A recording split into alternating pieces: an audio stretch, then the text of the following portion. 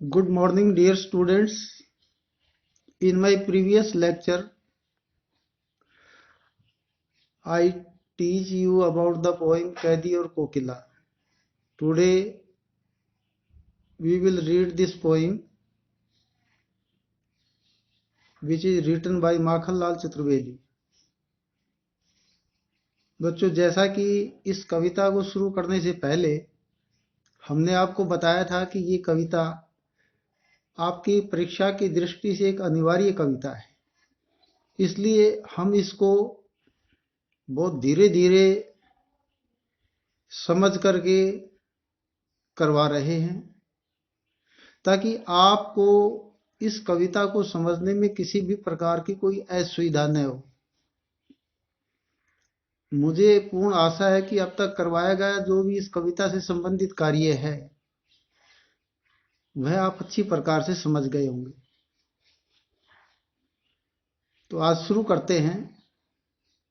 कल हमने जहां से इसको छोड़ दिया था वहां से आगे से इसको पढ़ना शुरू करते हैं।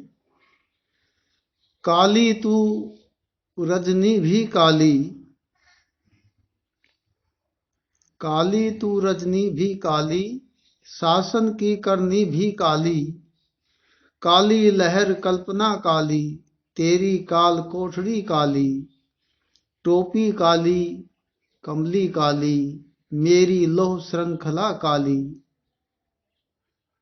पहरे की हूं कीर्ति की ब्याली, तिस पर हे आली ए गाली, तिस पर हे गाली ए आली, इस काले संकट सागर पर मरने की मदमाती, कोकिल बोलो तो अपने चमकीले गीतों को क्यों कर हो तैराती, कोकिल बोलो तो। बच्चों, इस पद्यांश की व्याख्या करने से पूर्व हम इसके संदर्भ को समझना चाहेंगे। बच्चों, इस समय देश की आजादी के आंदोलन में भाग लेने के कारण राष्ट्रकवि मैथिली शरण गुप्त जी अंग्रेजों की कारावास में बंद हैं। वे स्वयं एक कैदी हैं और कैदियों के साथ किस प्रकार से अंग्रेज सरकार, अंग्रेज शासन अत्याचारपूर्ण व्यवहार करता है, पीछे के पद्यांशों से हम पढ़ते आए हैं। उसी का ही संदर्भ आज के इन पद्यांशों से भी संबंधित है कि कारावास में कैदियों को बंद करने के कारण कैदी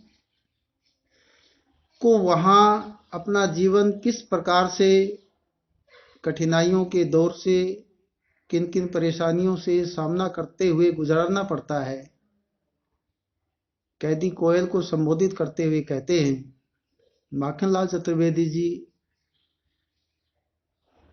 अंग्रेजों की कारावास में कैदी के रूप में बंद हैं। अपने मन की इसी पीड़ा को, इसी दास्तां को कोयल को संबोधित करते हुए कहते हैं कि काली तू, हे कोयल तेरा रंग काला है, रजनी भी काली और इस रात का रंग भी काला है। रजनी का मतलब रात। शासन की करनी भी काली, शासन अंग्रेज व्यवस्था के बारे में, शासन के बारे में बताया गया है और अंग्रेजों के सारे नियम जिनके अंदर कोई मानवतावादी सोच नहीं है वो भी काले हैं। अंग्रेज सरकार कैदियों के साथ अत्याचारपूर्ण दुर्व्यवहार करती है, इसलिए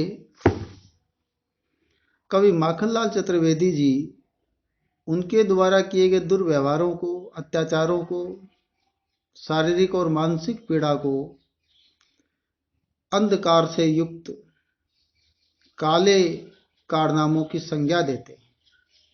काली लहर कल्पना काली, इस सरकार के विरुद्ध जो मेरे मन में इच्छाएं उत्पन्न हो रही हैं उनके अंदर भी कालापन है, अर्थात मेरे मन में इस शासन व्यवस्था के प्रति आक्रोश है।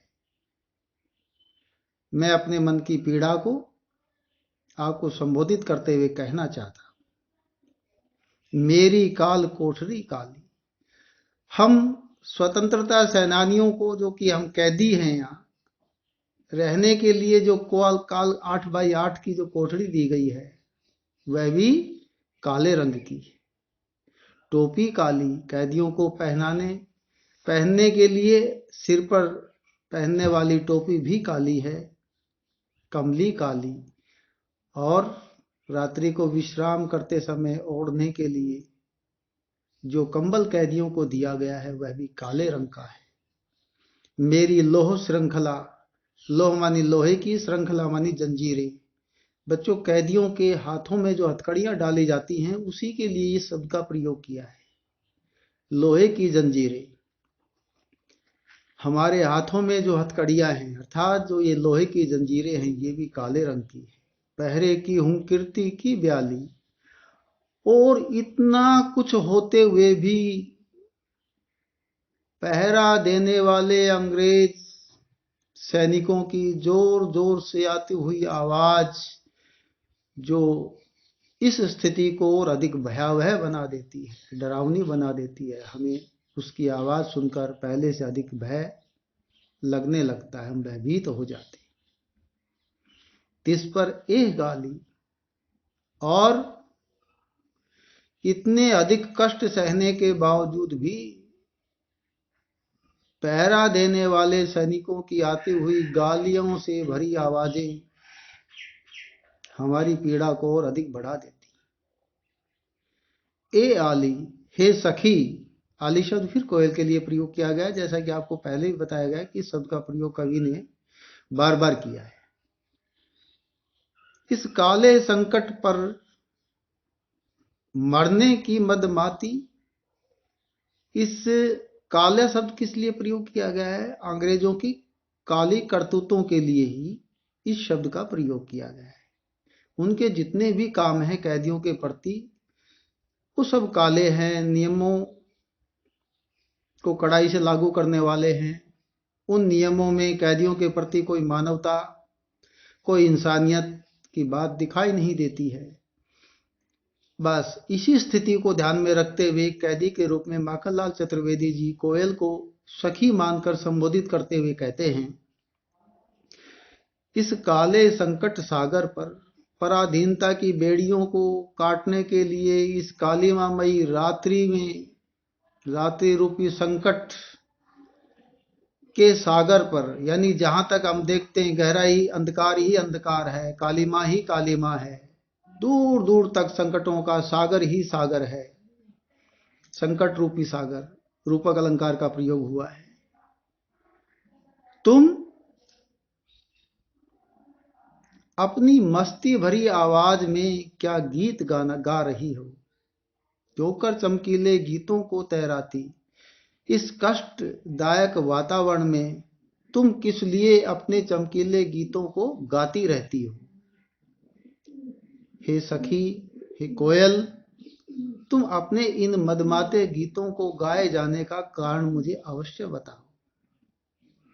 इस प्रकार इस पद्यांश में हमने देखा कि जो काली शब्द है, पहली लाइन में, दूसरी लाइन में, तीसरी लाइन में, चौथी लाइन में, पांचवी लाइन में, छठी लाइन में, यानी लगातार पहली 6 पंक्तियों में काली शब्द की बहुत अच्छे ढंग से, बेहतरीन ढंग से पद मैत्री हुई है।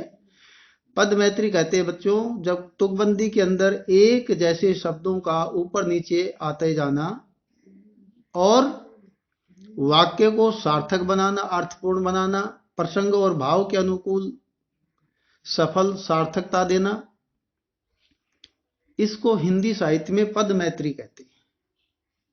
तो यहां काली शब्द की तुकबंदी यथास्थान सार्थक है और पद मैत्री का सुंदर प्रयोग हुआ है।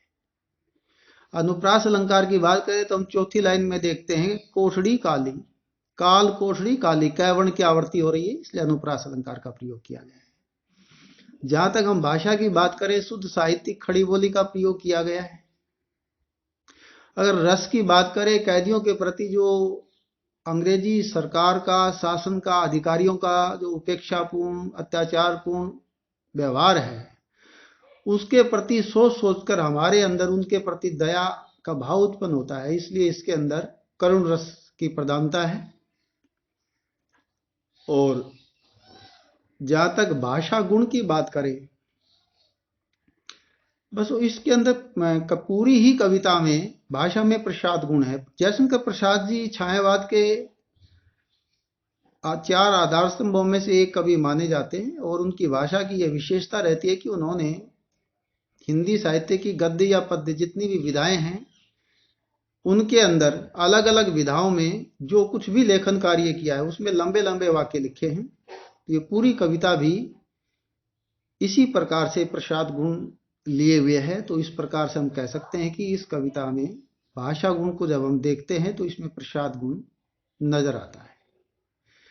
संकट सागर, संकट रूपी सागर, रूपक अलंकार का प्रयोग हुआ है। आज जो हमने 2 पद्यांश पढ़े हैं, जिसके आधार पर जो प्रश्न बनते हैं, जरा उन पर भी चर्चा कर लेते हैं, और यही आपका गृह कार्य रहेगा। इनको ध्यान से सुने। काली शब्द की आवृत्ति से उत्पन्न चमत्कार को समझाइए। काली शब्द की पहली 6 पंक्तियों में बहुत सुंदर ढंग से पद मैत्री की गई है। काली शब्द अंग्रेजों के द्वारा किए गए अत्याचारों की एक लंबी कहानी है। कैदियों के द्वारा मानसिक शारीरिक पीड़ा का परिचायक है। लगातार दी जाने वाली यंत्रणाओं का प्रतीक है। इस काली शब्द का प्रयोग करते हुए कैदियों के ऊपर किए गए दुर्व्यवहार, उपेक्षापूर्ण कार्य और लगातार दी जाने वाली यातनाओं का इसके अंदर बड़ा गहराई से मार्मिक और कारुणिक वर्णन प्रस्तुत किया गया है। नेक्स्ट क्वेश्चन है, प्रस्तुत दोनों पद्यांशों में प्रयुक्त अलंकारों के नाम लिखिए। बच्चों, अनुप्रास अलंकार का प्रयोग हुआ है, पद मैत्री का प्रयोग हुआ है, और रूपक अलंकार का प्रयोग हुआ है। अलंकारों में तो इतना ही कहेंगे। और संबोधन शैली का प्रयोग हुआ है। प्रश्न आज नहीं है किसी भी पंक्ति के बाद में। संबोधन शैली का प्रयोग किया गया है। कवि ने अपने कैदी के रूप में जो दी जाने वाली पीड़ाएं हैं उनका वर्णन कोयल को माध्यम मान करके संबोधित किया है, तो संबोधन शैली का प्रयोग हुआ है। नेक्स्ट क्वेश्चन है, कवि ने किसे और किस शैली का प्रयोग किया है। बच्चों, कवि ने अपने मन की जो पीड़ा है, कैदियों को दी जाने वाले जो कष्ट हैं, उन सारी शारीरिक और मानसिक कष्टों का वर्णन कोयल के माध्यम से प्रस्तुत किया है। तो यहाँ संबोधन शैली को प्रयोग किया गया है। संबोधन शैली का प्रयोग कैदी के रूप में माखनलाल चतुर्वेदी जी ने किया है, और किसके लिए किया है? कोयल के लिए किया है। कैदियों के साथ अंग्रेज सरकार कैसा व्यवहार करती थी? अमानवीय व्यवहार करती थी, अत्याचारपूर्ण व्यवहार करती थी, तरह तरह के मानसिक और शारीरिक कष्ट दिए जाते थे। दिन के समय न भरपेट भोजन दिया जाता था, और रात्रि के समय उनकी कोठरी के चारों ओर अंग्रेज सैनिकों का लगातार पहरा रहता था। बीच बीच में गालियां दे करके वे ऊंची कड़क आवाज में बोलते रहते थे, जिससे कैदियों के का भय और अधिक बढ़ जाता था। अगला क्वेश्चन है, 2 पद्यांशों का भाव पक्ष अपने शब्दों में स्पष्ट कीजिए। ये जो आज हमने पढ़े हैं, भाव पक्ष का मतलब ये है, इसकी जो व्याख्या है जो अभी हमने की है, वह व्याख्या ही इसका भाव पक्ष है। तो इस प्रकार से गृहकार्य के रूप में आपके प्रश्न 1, 2, 3, 4 और ये 5 रहेंगे। इनको अपनी हिंदी की अभ्यास पुस्तिका में लेखन कीजिए और अच्छी प्रकार से याद कीजिए। और यदि किसी विद्यार्थी को इस पूरी कविता को, अभी इस कविता का एक भाग और शेष रह गया है, कल हम इसको पूर्ण करेंगे, तो जितना अभी हमने पढ़ा है उसको लेकर के किसी बच्चे का कोई सवाल, कोई क्वेश्चन है, कोई कहीं समस्या है, तो वो मुझे मेरे व्हाट्सएप नंबर पर अपनी बात फोन करके पूछ सकता है। और ऐसा पूछने वाले विद्यार्थी के लिए हमेशा ही